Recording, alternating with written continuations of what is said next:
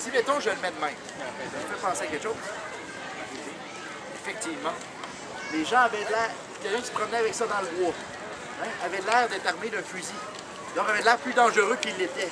Donc, c'est quand t'arrivais, tu dis, oh, si l'on m'attaquait à une tribu d'Amérindiens qui ont tous des fusils, le monde passe leur chemin.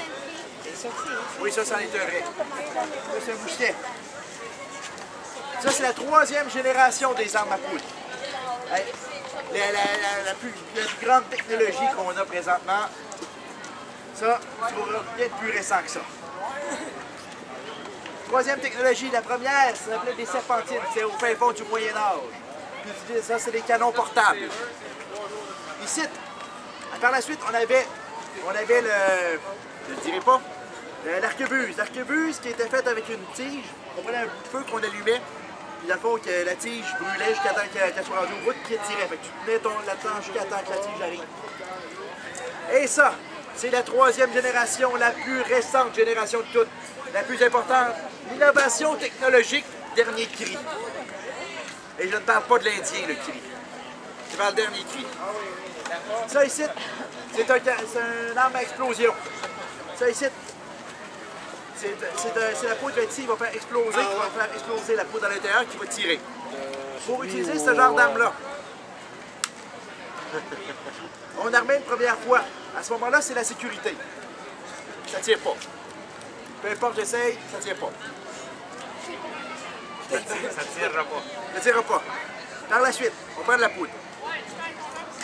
On la met à l'intérieur. C'est de la poudre souvent qui est plus fine parce qu'il faut qu'elle rentre dans un trou qui est à l'intérieur ici, qu'on appelle la lumière, qui va rentrer à l'intérieur et qui va faire exploser l'autre poudre. Pourquoi on tient ça, la poudre, dans une corde à poudre de même? Il y a une raison. Il y a 2 raisons.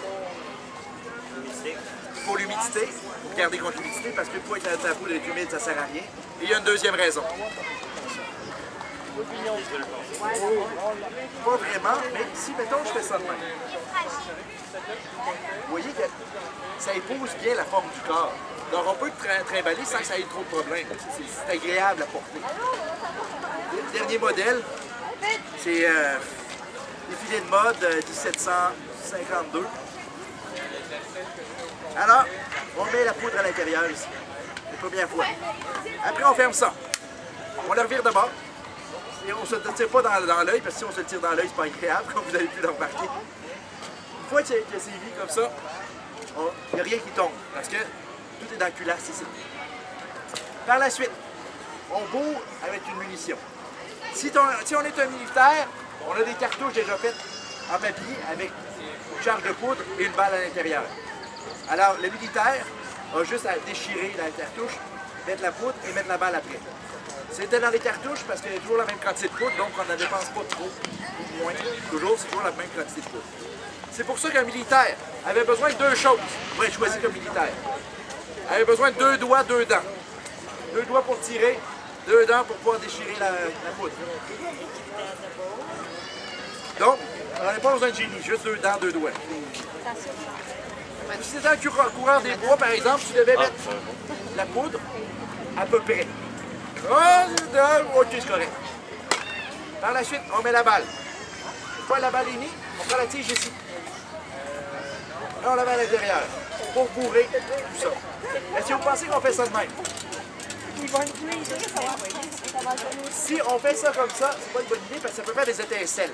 Si ça fait des étincelles, ça peut partir et si ça part, ben, ta main, tu ne peux. Parce que c'est très dangereux, parce que c'est un arme qui est très dangereux. On utilise 2 doigts pour 2 raisons. La première, si ça tire, tu peux enlever tes 2 doigts et avoir des chances de garder tes 2 doigts. Si jamais tu n'es pas capable d'enlever tes 2 doigts, au moins, tu perds juste 2 doigts, tu ne perds pas la main.